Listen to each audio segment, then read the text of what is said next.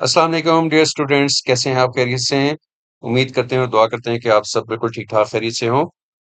आज हम कंप्यूटर के कुछ और कॉन्सेप्ट्स हैं उनको अंडरस्टैंड करेंगे और उनकी बारे में कुछ क्लैरिटी हासिल करेंगे। बिफोर स्टार्टिंग दैट मैं आपको बताता चलूं कि हम आपको फरवरी 2026 का जो लेटेस्ट एडिशन है उससे ये कोर्स कवर करवा रहे हैं। जब भी आप यूट्यूब पे कोई वीडियो देखें तो मेक श्योर करें कि ये वीडियो फरवरी 2026 का जो लेटेस्ट एडिशन है उसके मुताबिक बनी हो, क्योंकि पुराने एडिशंस में बहुत से टॉपिक्स ऐसे हैं जो कि स्किप हो जाएंगे और आप उनके बारे में अंडरस्टैंडिंग हासिल नहीं कर पाएंगे। आपको बताते चलें कि ये हमारा चैनल है ईडीयू पाथ पाकिस्तान के नाम से यूट्यूब के ऊपर। आपने अगर इसको अभी तक सब्सक्राइब नहीं किया हुआ तो काइंडली इसको सब्सक्राइब कर लीजिए, ताकि हमारी जो भी लेटेस्ट वीडियो आती है आपको उसका इन टाइम नोटिफिकेशन मिल सके और आप अपने आप को नए नए कॉन्सेप्ट्स के हवाले से अपडेट कर सकें। तो चलिए चलते हैं आज के टॉपिक की जानिब, जो कि data transmission with in a computer system है। जब हम डेटा ट्रांसमिशन इन अ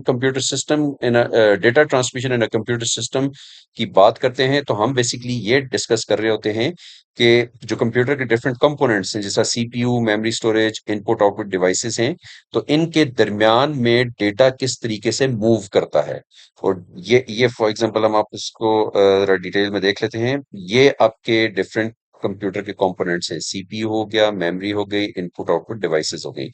इनके दरमियान में जो कंप्यूटर के दरमियान में जो डेटा मूव कर रहा होता है वो बेसिकली इन बसेस के थ्रू मूव कर रहा होता है, जिसमें डेटा बस है, एड्रेस बस है और कंट्रोल बस है।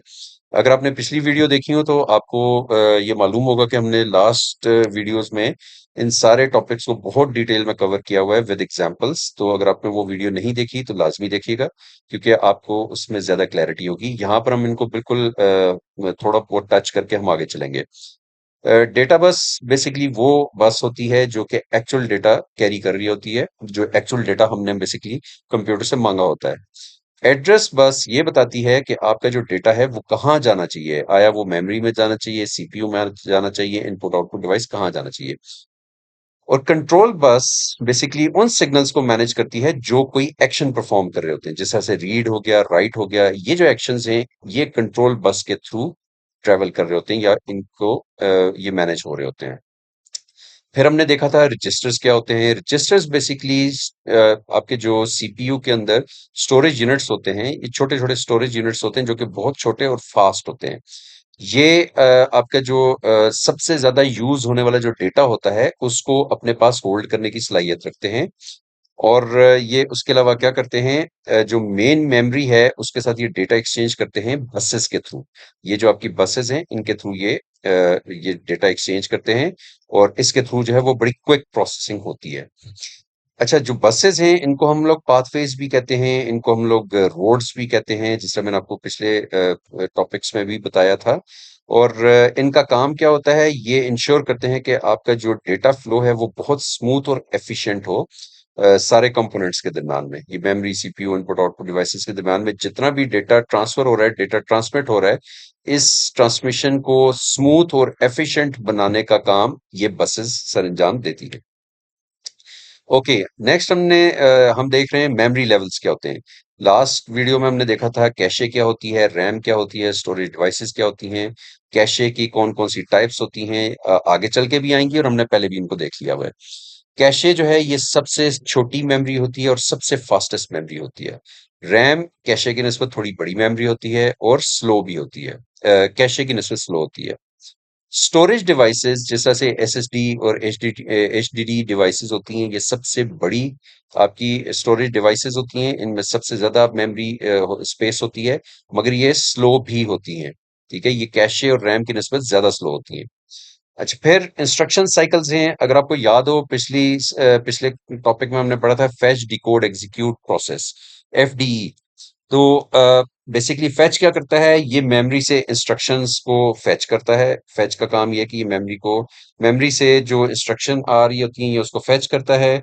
डिकोड जो है उस इंस्ट्रक्शन को अंडरस्टैंड करता है, और एग्जीक्यूट बेसिकली उस इंस्ट्रक्शन को परफॉर्म करता है। अगर आपको याद हो हमने लास्ट जो वीडियो थी उसमें एक एग्जांपल देखी थी, ऐड 5 एंड 10। ठीक है? तो उसमें जो बेसिकली इंस्ट्रक्शन फेच की जा रही थी वो 5 और 10 की इंस्ट्रक्शन फेच की जा रही थी जिसको डिकोड किया गया था। सीपीयू ने डिकोड किया कि ओके इस 5 और 10 में मैंने करना क्या है, मैंने बेसिकली एडिशन का जो प्रोसेस है उसको परफॉर्म करना है। और जब वो एडिशन हो गई तो वो बेसिकली एग्जीक्यूशन के थ्रू हो रही थी। ठीक है? अच्छा, फिर उसके बाद पाइपलाइनिंग आ जाती है। पाइपलाइनिंग क्या होती है? पाइपलाइनिंग ये होती है बेसिकली कि आपका जो सीपीयू प्रोसेसिंग कर रहा होता है, वो एक ही वक्त में बेतहाशा इंस्ट्रक्शंस को परफॉर्म कर रहा होता है, प्रोसेस कर रहा होता है। तो ये जो बेतहाशा इंस्ट्रक्शंस होती हैं, इनको सीपीयू एक साथ जो साइमल्टेनियसली परफॉर्म कर रहा होता है, सीपीयू इन सारी इंस्ट्रक्शंस को छोटे-छोटे स्टेजेस में ब्रेक करता है, तोड़ता है। क्योंकि ये सारी इंस्ट्रक्शंस सीपीयू एक साथ परफॉर्म करना सीपीयू के लिए बहुत मुश्किल होता है। तो वो क्या करता है कि इन इंस्ट्रक्शंस को छोटे-छोटे स्टेजेस में ब्रेक करता है, ताकि उसकी वजह से जो इनको इंस्ट्रक्शंस को परफॉर्म करने की स्पीड और एफिशिएंसी और एक्यूरेसी है, वो ज़बरदस्त हो जाए। तो ये जो प्रोसेस होता है इन इंस्ट्रक्शंस को ब्रेक करने का, डिफरेंट स्टेजेस में ब्रेक करने का, इसे हम पाइपलाइनिंग कहते हैं। फिर डेटा पाथ्स आ जाते हैं। सीपीयू के अंदर मुख्तलिफ पाथवेज होते हैं जो कि आपके कंपोनेंट्स को एक दूसरे के साथ कनेक्ट करते हैं, जिसको मैंने आपको अगर याद हो पहले भी आपको बताया था, गोल्डन लाइंस। ठीक है? जो बेसिकली सर्किट सर्किट आपकी डायग्राम होती है। तो ये जो पाथवेज होते हैं ये आपके सीपीयू के डिफरेंट कंपोनेंट्स को एक दूसरे के साथ कनेक्ट करते हैं। जिस तरह से आपका एएलयू है, कंट्रोल यूनिट है, ये बेसिकली आपके सीपीयू के डिफरेंट कंपोनेंट्स हैं।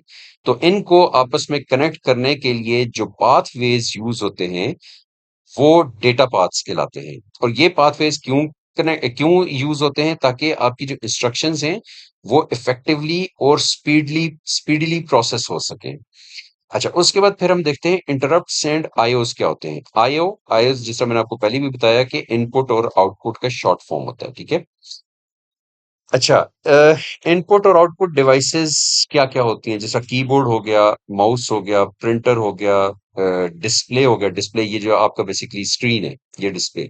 इसमें आपका जो माउस और कीबोर्ड है ये इनपुट डिवाइसेस हैं, प्रिंटर और डिस्प्ले ये जो डिस्प्ले है ये आपके आउटपुट डिवाइसेस हैं। ठीक है?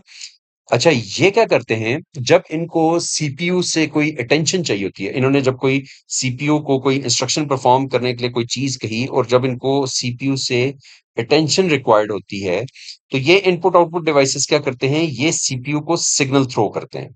ठीक है? और ये सिग्नल इसलिए थ्रो करते हैं कि ये सीपीयू को से अटेंशन मांग रहे होते हैं। तो ये जो सिग्नल सीपीयू को थ्रो करते हैं उसे हम इंटरप्ट कहते हैं। अच्छा, सीपीयू को ये सिग्नल थ्रो इस वजह से करते हैं कि सीपीयू उस टाइम पे कोई काम कर रहा था, कुछ और काम कर रहा था। तो इन इनपुट या आउटपुट डिवाइसेस ने अपने इंस्ट्रक्शंस को प्रायोरिटाइज करने के लिए सीपीयू को एक इंटरप्ट थ्रो किया कि भाई हमें अटेंशन दो। तो सीपीयू क्या करता है, सीपीयू उस टाइम पे जो भी काम कर रहा था, सीपीयू उस काम को पॉज करेगा और इनका जो इंटरप्ट है उसको सबसे पहले प्रोसेस करेगा। और प्रोसेस करने के बाद क्या करेगा कि जो काम पहले वो सीपीयू कर रहा था, जो पॉज किया था, उसको दोबारा से रिज्यूम कर देगा। तो ये बेसिकली इंटरप्ट्स वो सिग्नल्स होते हैं जो कि इनपुट या आउटपुट डिवाइसेस सीपीयू को थ्रो करते हैं उसकी अटेंशन हासिल करने के लिए। फिर हम देख लेते हैं जी कंप्यूटर मेमोरीज। कंप्यूटिंग के अंदर जो आपकी मेमोरीज होती हैं वो दो तीन तरह की होती हैं, जिसमें आपकी फिजिकल डिवाइसेस भी यूज होती हैं जो कि प्रोग्राम्स को स्टोर करती हैं या डेटा को स्टोर करती हैं टेम्परेरी या परमानेंट बेसिस के ऊपर। ठीक है? डिजिटल कंप्यूटर के अंदर जो मेमोरी होती है इसके अंदर जो कुछ मेन पार्ट्स होते हैं ऑपरेटिंग सिस्टम के भी और उसके अलावा कुछ एप्लीकेशन प्रोग्राम्स के भी और रिलेटेड डेटा के भी।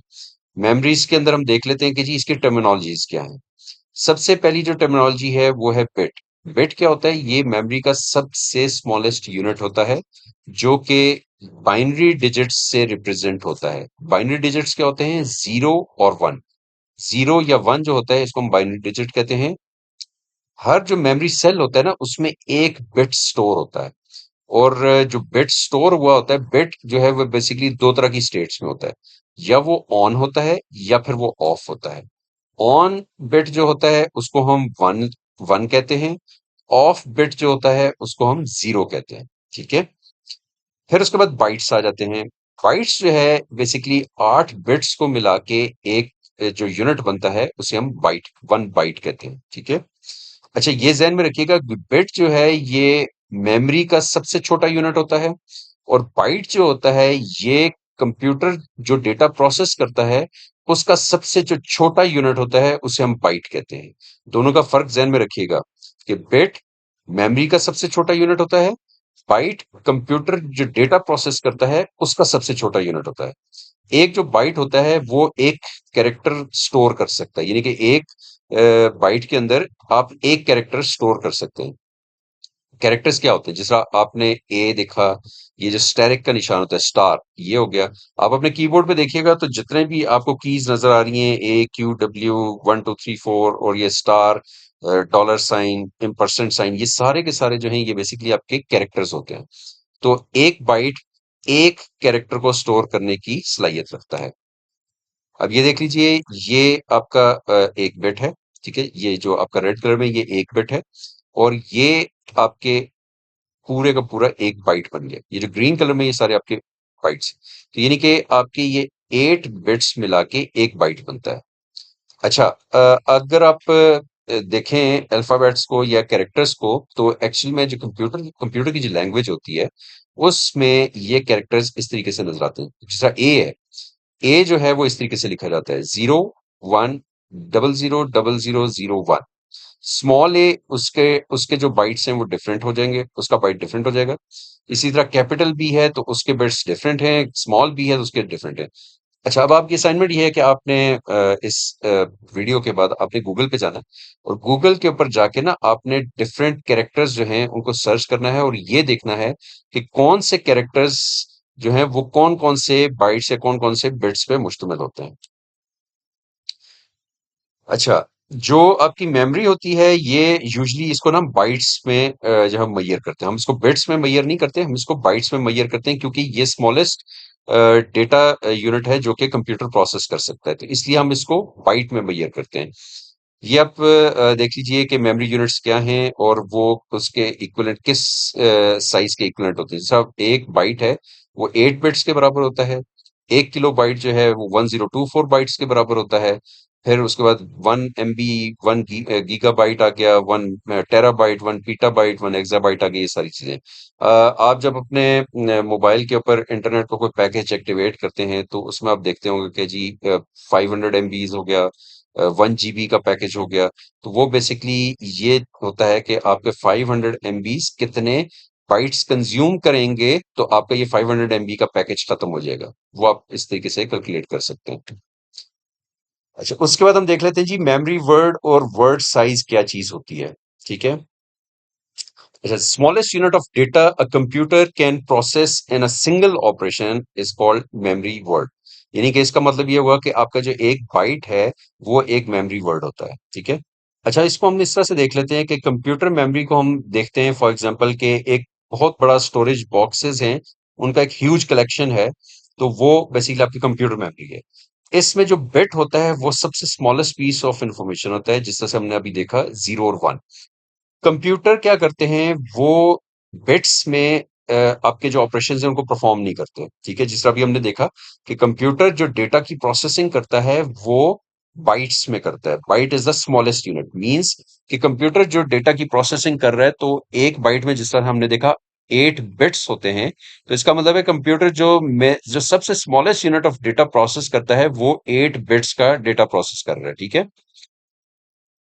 अच्छा, कंप्यूटर क्या करता है कि वो बिट्स में प्रोसेसिंग के बजाय वो इनके ग्रुप्स, बिट्स के ग्रुप्स के अंदर उनको प्रोसेस कर रहा होता है, यानी कि बिट्स को मिला के ग्रुप बनता है, उस ग्रुप में वो प्रोसेसिंग कर रहा होता है ताकि आपकी प्रोसेसिंग फास्ट हो।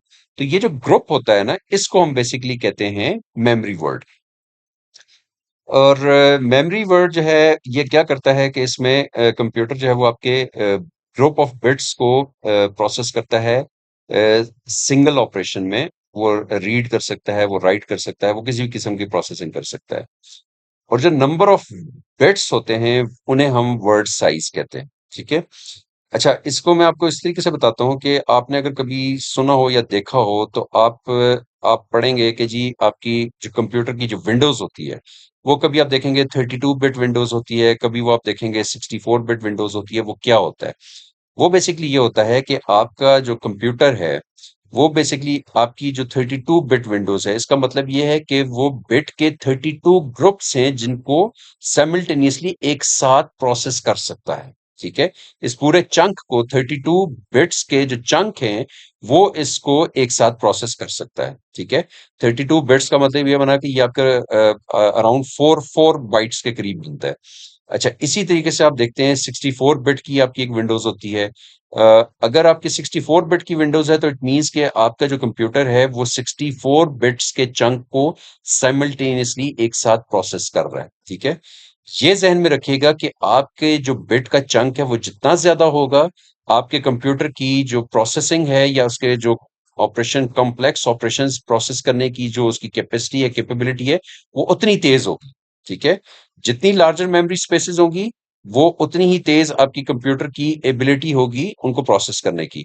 फॉर एग्जांपल अगर मैं कहता हूं ये 128 बिट चंक हो तो ये 64 बिट चंक से ज्यादा फास्ट होगा, इसकी प्रोसेसिंग ज्यादा इफेक्टिव और एफिशिएंट होगी। ठीक है, तो ये आपने ज़हन में रखना है कि आपके जो बेसिकली ये चंक्स होते हैं बिट्स के, कंप्यूटर हमेशा इसके अंदर आपकी जो इंस्ट्रक्शंस हैं उनको प्रोसेस करता है, वो सिंगल बिट में प्रोसेसिंग नहीं करता। और ये जो बेसिकली चंक्स होते हैं इनको हम कहते हैं मेमोरी वर्ड, और इसके अंदर जो एक बिट आपका जो होता है उसको हम वर्ड साइज कहते हैं। अच्छा जी, अब हम देख लेते हैं जी memory buildup and retention power. अच्छा, आपकी जो बेसिकली कंप्यूटर की मेमोरी होती है ना, वो उसके दो तरह की वो बेसिकली होती है। एक वो होती है कि बिल्डअप कंस्ट्रक्शन या मैन्युफैक्चरिंग, और दूसरी होती है रिटेंशन पावर के हिसाब से। बिल्डअप कंस्ट्रक्शन और मैन्युफैक्चरिंग के हिसाब से आपकी मेमोरी कैसी होती है और रिटेंशन पावर के हिसाब से आपकी मेमोरी कैसी होती है, इनको हम देख लेते हैं।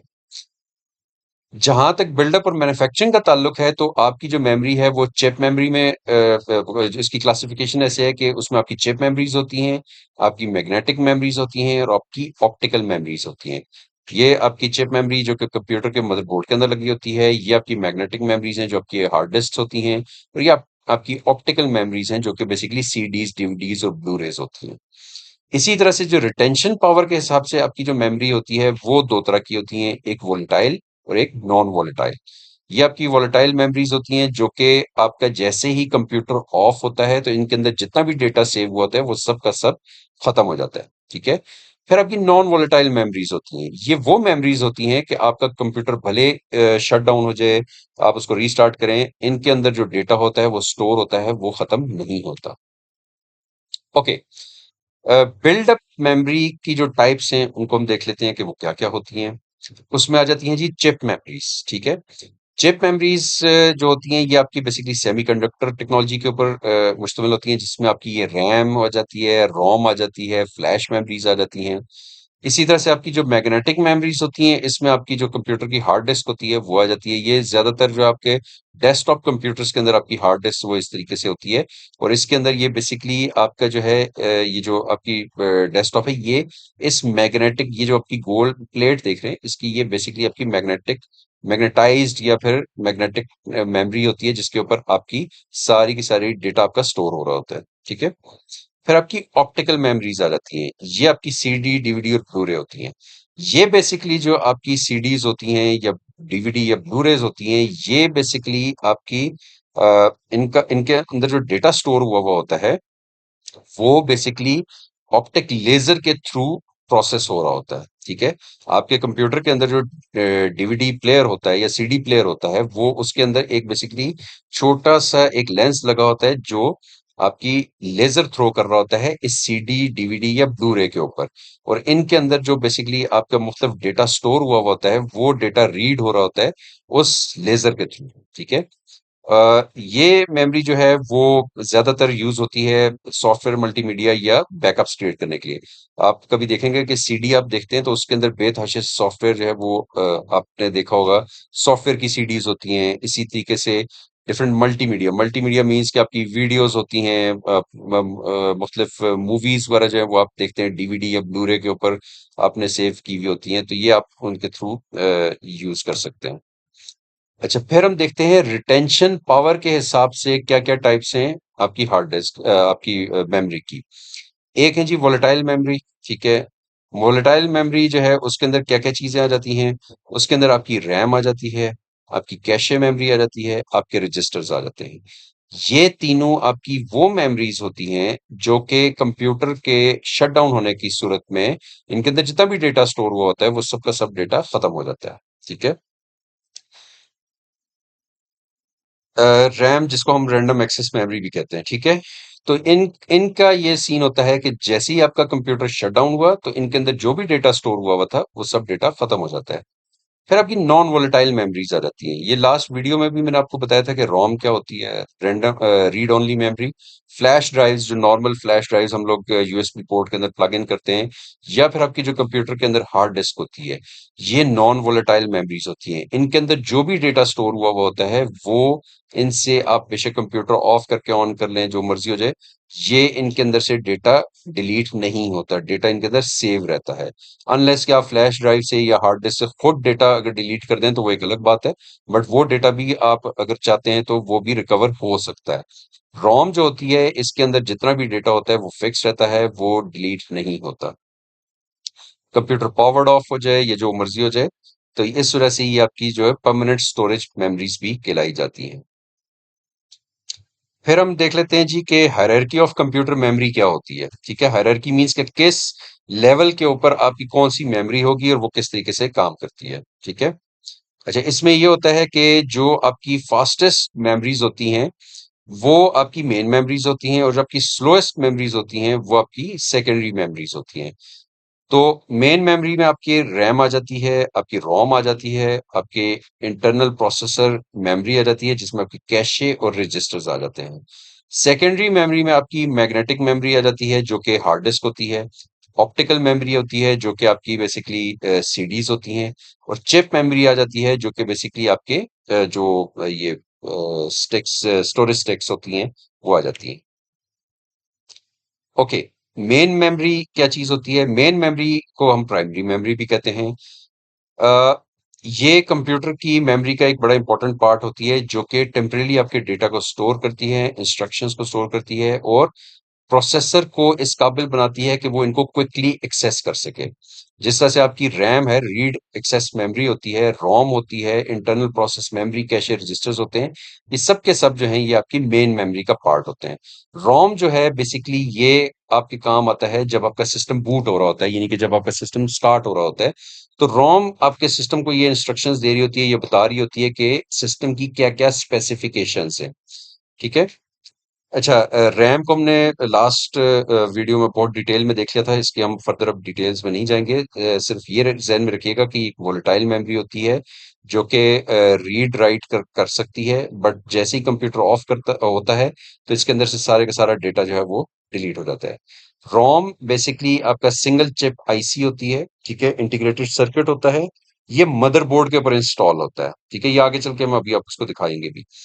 और ये क्या करता है, ये आपको आपका जो बेसिक इनपुट आउटपुट सिस्टम होता है जिसको हम बायोस भी कहते हैं, ये उसको कंट्रोल करता है, और ये आपको ये बताता है कि इस कंप्यूटर की क्या स्पेसिफिकेशन है, इसके अंदर प्रोसेसर कौन सा यूज हुआ हुआ है, इसके अंदर कितने बिट की विंडोज है, इसके अंदर क्या क्या हार्ड डिस्क है, इसकी क्या रैम मेमोरी क्या है, रैम स्पेसिफिकेशंस क्या है, वो सारी की सारी इंफॉर्मेशन इसके अंदर स्टोर हुई हुई होती है। ठीक है।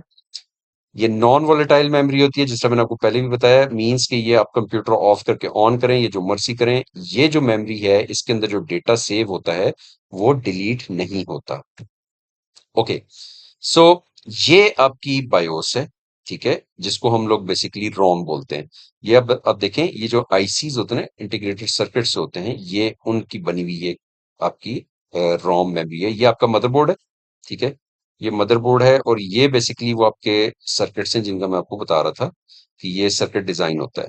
तो ये आपका मदरबोर्ड है, ग्रीन कलर का पूरा ये मदरबोर्ड है, इसके अंदर डिफरेंट कैपेसिटर्स हैं, इसके अंदर डिफरेंट, ये आप देख रहे हैं छोटे छोटे, इसके अंदर ये आईसीज हैं, कैपेसिटर्स हैं, ठीक है, और ये इसके अंदर आपका जो है वो रोम इसके अंदर इंस्टॉल्ड है। ठीक है। ओके। ये आपके मदरबोर्ड की दूसरी साइड है। ठीक। ये आप देखें, इसके अंदर ये आपकी पूरी रैम। ठीक। अगर आपको याद हो, हमने जो पहले देखा था जिसमें हमने देखा था कि एक्सटेंडेड बार्स होती हैं और ये डिफरेंट स्लॉट्स होते हैं, इन स्लॉट्स के अंदर बेसिकली आपकी ये जो रैम है ये इंस्टॉल होती है।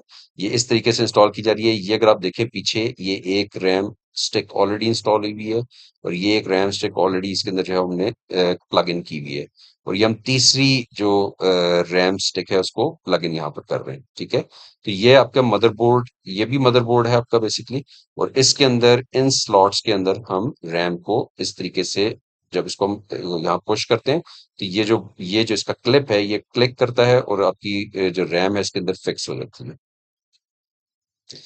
ओके, फिर आपकी इंटरनल प्रोसेस मेमोरीज जो हैं, प्रोसेसर मेमोरीज, उसमें कैशे और रजिस्टर्स आ जाते हैं। इनको हम बड़ा ही जनरली गो थ्रू करते हैं क्योंकि ये सारे के सारा टॉपिक जो है ये रेप्लिकेट हुआ हुआ है, डुप्लीकेट हुआ हुआ है। ये पिछली वीडियो में भी हमने आपको पढ़ाया था और बताया था कि कैशे मेमोरी क्या होती है। कैशे के डिफरेंट लेवल्स हैं, L1, L2, L3 हैं। L1 सबसे छोटी मेमोरी होती है और ये सबसे फास्टेस्ट मेमोरी होती है कैशे की, और ये सीपीयू के सबसे क्लोज होती है, सबसे करीब होती है। फिर उसके बाद आपकी L2 होती है। L2 जो है वो L1 की निस्बत थोड़ी ज़रा बड़ी मेमोरी होती है और L1 की निस्बत थोड़ी स्लो भी होती है। ठीक है?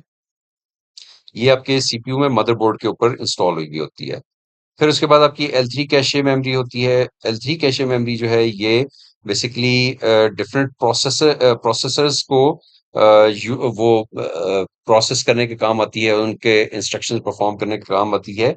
ये सबसे बड़ी मेमोरी होती है और ये तीनों लेवल्स में सबसे स्लो मेमोरी होती है। ठीक है, फिर रजिस्टर्स के बारे में हमने बहुत डिटेल में पढ़ा था कि रजिस्टर्स क्या होते हैं। ये आपके अरिथमेटिक लॉजिक जो यूनिट के जितने भी इंस्ट्रक्शंस हैं उनको परफॉर्म करने के काम आते हैं। ये बहुत स्मॉलेस्ट और बहुत फास्टेस्ट मेमोरी कंसिडर किए जाते हैं। ठीक है, सो ये हो गया। अच्छा, उसके बाद फिर आपकी जो है वो सेकेंडरी मेमोरीज आ जाती हैं।